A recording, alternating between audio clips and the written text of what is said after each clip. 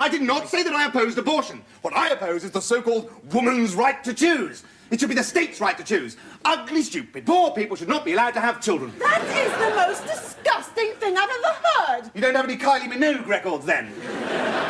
This is just typical of callous Tory attitudes. First poll tax. The most unjust tax this country has ever had to suffer since the Peasants' Revolt of 1381. Well, how would she know? Her family only arrived on the banana boat in 1951. I don't have to take this racist abuse from this home county's Himmler. Wait a minute. Are you denying that your family arrived in 1951 on a boat whose main cargo was yellow crescent-shaped fruit? If that isn't a banana boat, then I wasn't voted the sexiest member of Parliament in 1988.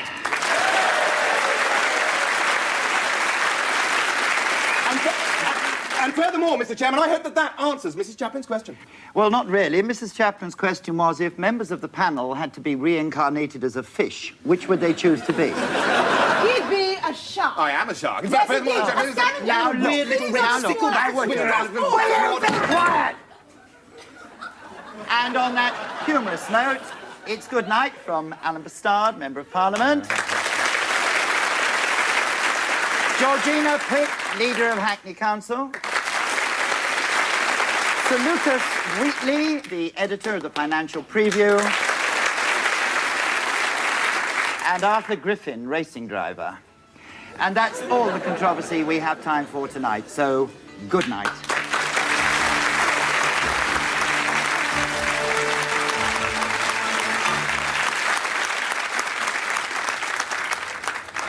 Thank you very much, everyone. Georgina, I'll offer you a lift home in my Bentley. What? After all that sexist, fascist crap you spouted all the way through the programme? You don't want to take it so seriously, Georgie. It's just showbiz, a bit of fun. Go away. And the programme's called Controversy. We're paid to be controversial, even if it is only for a measly 200 quid. £200 may be a pittance to you, but it's 4 weeks social security for a family of 5 in Hackney. Is it really? How funny. Well, I suppose money does go a bit further in the third world.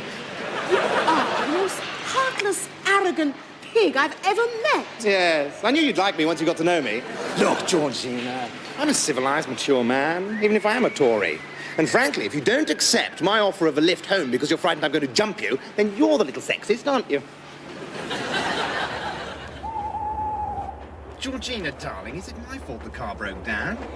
I don't believe you. Just take me home. Come on, we could have like a snuggle here. It actually would be rather special because I've got some little things we could play with. Yes, very little. Oh, come on, Georgie, give us a feel. Take your hand off me, you dirty bastard. The star, Georgie. No, Georgie, comrade, don't go. Don't go. I'll pretend to be Lenin. Ooh.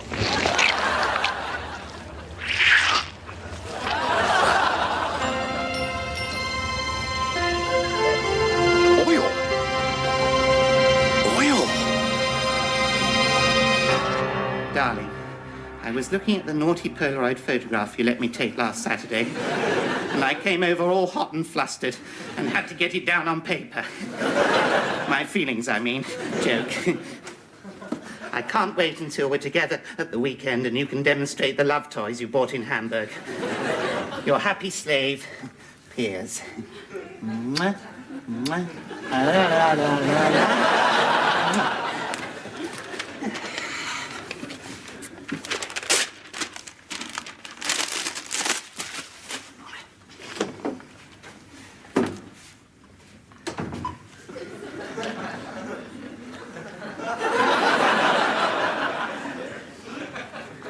What do you think you're doing, Piers? Oh, I was just using your new photocopy machine. I hope you don't mind. I like to keep a record of all my correspondence to help any future biographer. Well, I don't want to disappoint you, Piers, but A, Enid Blyton is dead, and B, this isn't a photocopier, it's a fax machine. And you've just sent a torrid sex missive to Edwina Curry. Oh, my God! Well, that'll teach you not to play with my toys, won't it, Piers? The reason I installed this very expensive device is because I am expecting an extremely important report from the Galveston Institute of Oil Technology any moment now. Come. Oh, dear. What have you done, Piers? Well, there was a piece of paper in the machine, and I took it out, but I didn't understand it, so I threw it away.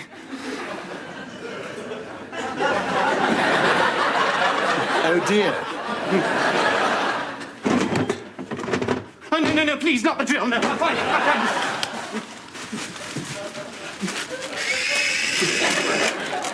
Report on oil-bearing shale.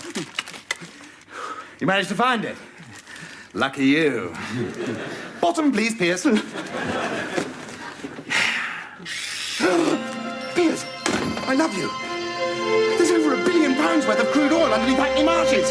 It's all going to be mine. But surely Hackney Marshes is public land. In fact, as a lawyer, I wouldn't be at all surprised if it didn't belong to the London Borough of Hackney. And I wouldn't be surprised if there was room inside your head for a 3-piece suite, Piers. Of course it belongs to Hackney, but fortunately the leader of the council has the serious hots for me. I don't suppose you've ever had a really rude black woman, have you? No, but I once had a char lady from Gambia who insisted on calling me Mr. Wobbly Bottom. Georgina, hello. Whoppin', big bitch. It's Alan Rastaman Bastadia. Check out the love power, girl. Well, what time does she get back from lunch, then?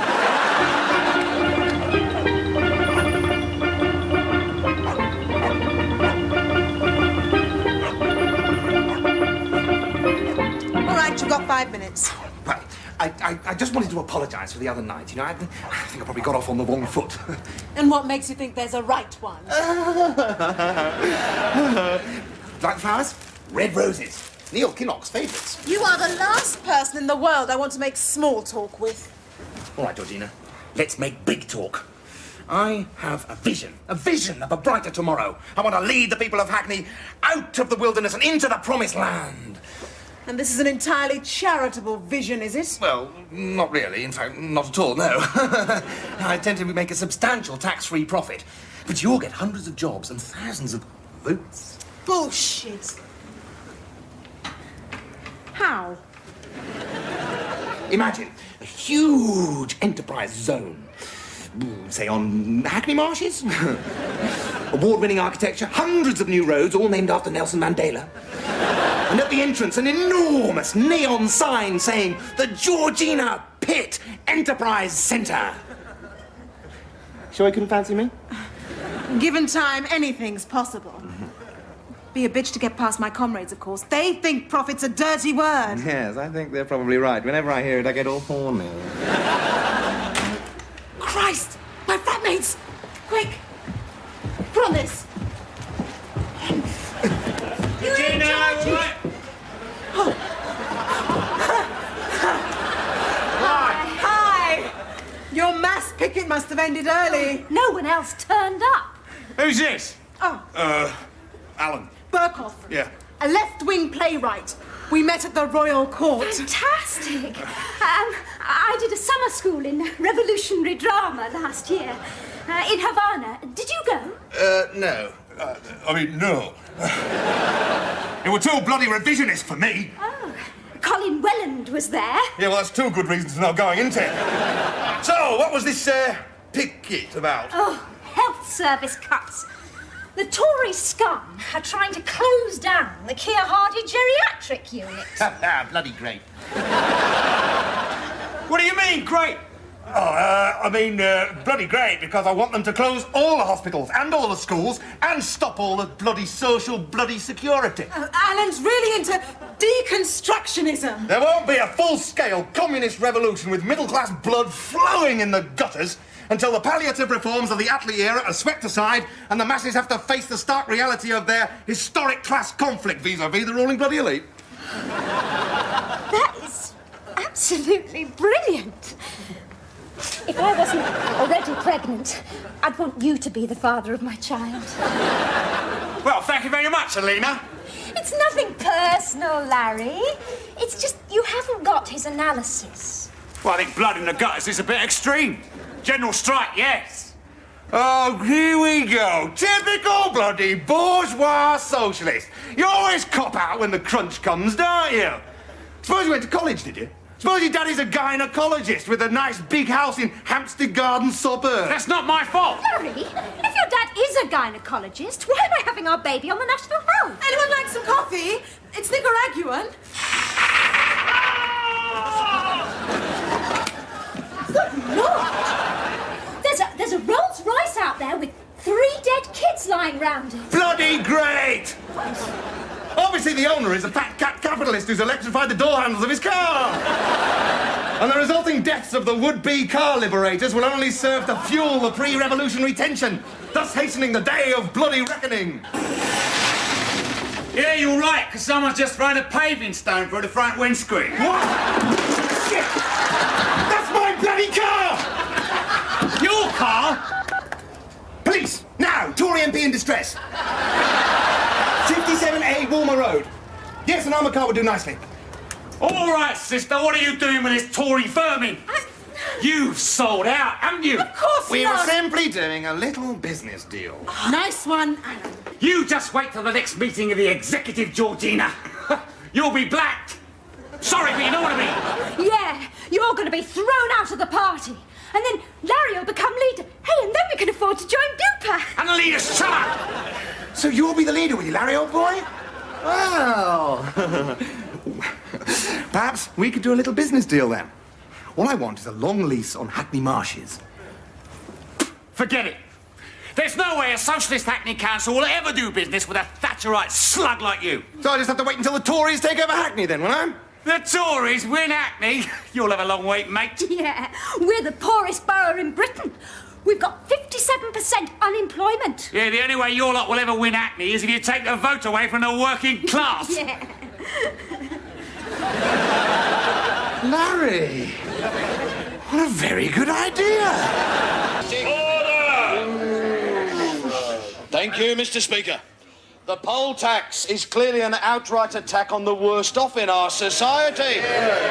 Single-parent families, the disabled, the poor, the unemployed, the low-waged. Lesbians, gays, immigrants, gypsies, all will be affected by this pernicious tax. And it doesn't stop there. Ordinary working families with a pre-tax income of £20,000 or less will also suffer in most urban constituencies, and I warn the government that they are sowing the seeds of resentment and resistance and will reap the whirlwind of electoral defeat and oblivion. Mr. Mr. Speaker, I am grateful for Mr. Crippin's warning of electoral disaster should we decide to impose the poll tax. Clearly he is a closet Tory, since he wishes us to withhold the tax and thereby stay in power. But on a more serious note, he is right to say that the poll tax will reduce the living standards of millions of ordinary people. Although I prefer to use the word mediocre. And that is why I am introducing an amendment to the bill. An amendment which has the support of the vast majority of my backbench colleagues. There are just two clauses. The first, that people whose annual income falls beneath a certain figure, and I'm happy to accept Mr. Crippin's suggestion of £20,000 a year, should be excused from paying the poll tax. Absolutely brilliant! Not yet. And second, that anyone who does not pay the poll tax should forfeit his or her right to vote. Mr. Speaker, this is our Speaker. The rallying cry of the American War of Independence was no taxation without representation. I offer a new clarion call. No representation without taxation.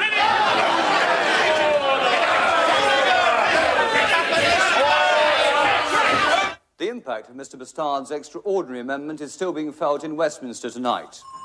Suddenly, the electorate has been cut by 90%, and the voting system returned to where it was before the Great Reform Act of 1832.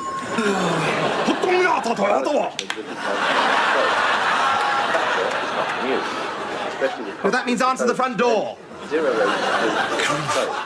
Government whips are appalled and mystified at how Mr. Bastard managed to persuade so many of his colleagues to vote for his amendment. However, All right, Bastard, you destructive anarchistic little tick. God. That means go away. Good grief. How dare you overturn government policy? Oh, don't be such a sore loser, Mr. Whippy. Might Maggie will just have to adopt my amendment. She can't. Why not? I would have thought she'd be delighted I've disenfranchised the ordinaries. About time, too. Don't you understand? We're in the middle of a constitutional crisis. What fun! What do you think will happen if the Queen refuses to give your amendment the royal assent on the grounds that it's unconstitutional and undemocratic? Well, you're the chief whip, Sir Oswald. You tell me. We can't allow the monarch to challenge Parliament's right to make laws. The PM will be forced to declare a republic and replace the Queen. Well, Maggie must be thrilled. It's the one job she's always wanted. You've got to withdraw your amendments or you'll split the country in two. I'm talking about blood in the streets, bastard! I'm talking about Englishmen fighting Englishmen! Well, so what? It happens in every Leeds United game. But people will be forced to choose between the royal family and the Conservative Party. Can't you think what a trauma that will be for the millions who don't know the difference? Oh, do calm down, Mr. Whippy. And stop calling me that! Look, if it comes to Roundheads and Cavaliers, Parliament controls the army, don't we? What could the Royals muster? Troop of Cotswold cavalry led by Princess Anne, a hippie rabble under Prince Charles, and Prince Edward, a failed marine, roller skating down Shaftesbury Avenue, followed by the cast of Starlight Express. All right, you cold-blooded little shitehawk. Have it your own way. I'm going back to Downing Street to advise the PM to declare a state of emergency. Girls! No,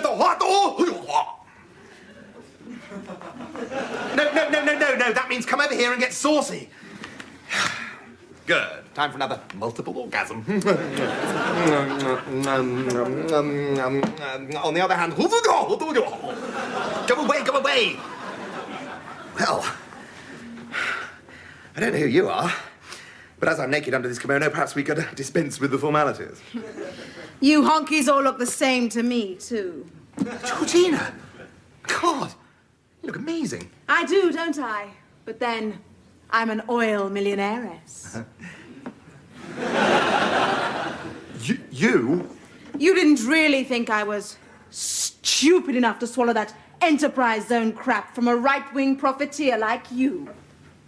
So as my last act as council leader, before Larry had me purged, I leased the marshes to myself and sold on the oil rights to Texaco. And what you see is what you don't get. But who told you about the oil? Oh, that was easy. I simply phoned your office and asked the very nice but exceptionally dim guy who answered why you were so interested in acquiring 250 East End football pitches.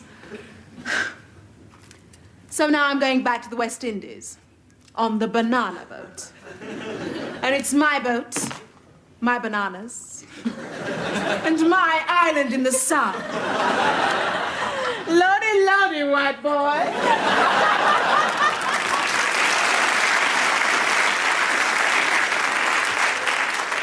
Here's Fletcher-Dervish. You're dead. But I can't swim! It's not entirely relevant, Piers, as I've just attached you to this enormous bust of Gladstone. Yes, but all I did was tell her the truth. It's a fatal mistake for a politician, Piers. No, please, Alan, please.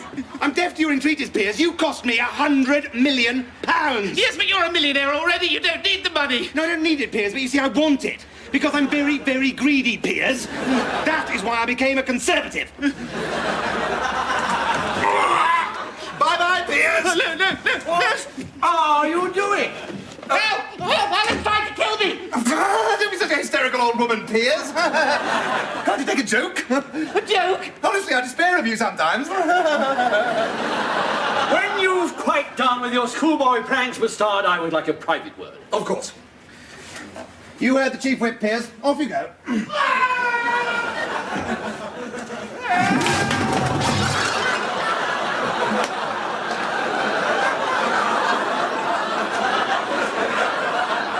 Now, Bastard, let's get down to business. I've come here to give you one more chance to withdraw your amendment. All right. Or else the two large security operatives who are waiting outside the door will come in and... Did you say all right? Yes, all right. I'll withdraw. You will? I want to do what's best for England. If the government feel that the country isn't ready for my brand of radical feudalism... Oh, thank you, Bastard, thank you. You're a patriot. Of course. And you don't want some sort of bribe, because I was authorised to go up to 50,000. No, I don't need your money. Although if you've got any young daughters who need deflowering... I am not married. Oh, no. Of course. You're not. I was forgetting. Oh, well. All right, Alan, if you'll excuse me, I'll go and give the PM the good news. Yes, yes. Oh, yes. Off you go. Is something wrong? No, no. I'm just being silly.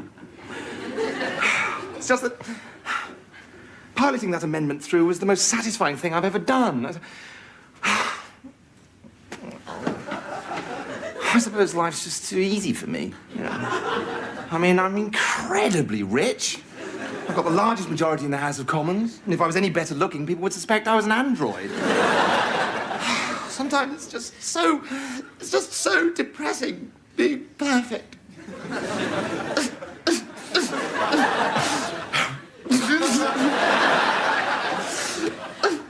There must be something you still haven't achieved. No,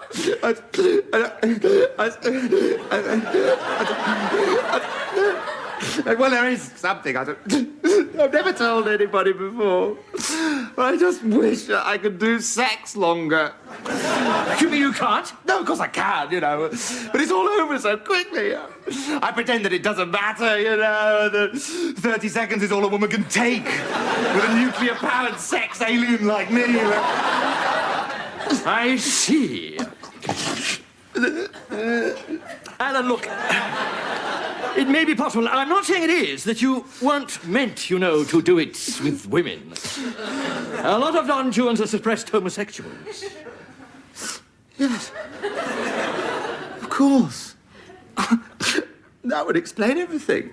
Oh, Alan. And you're an uphill gardener too? Yes!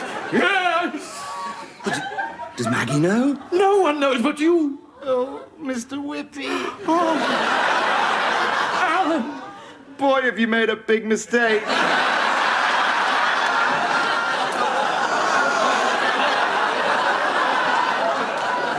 What do you mean by that? I hate queers almost as much as I hate poor people. Oh, you have cheered me up. Well, what shall we say? 1,000 a month for starters? And I can ignore any three-line whips that interfere with my busy heterosexual social life. But you just said you don't need money. No, I don't need money, but I do love blackmail. You unmitigated, unprincipled bastard. Yes, Minister.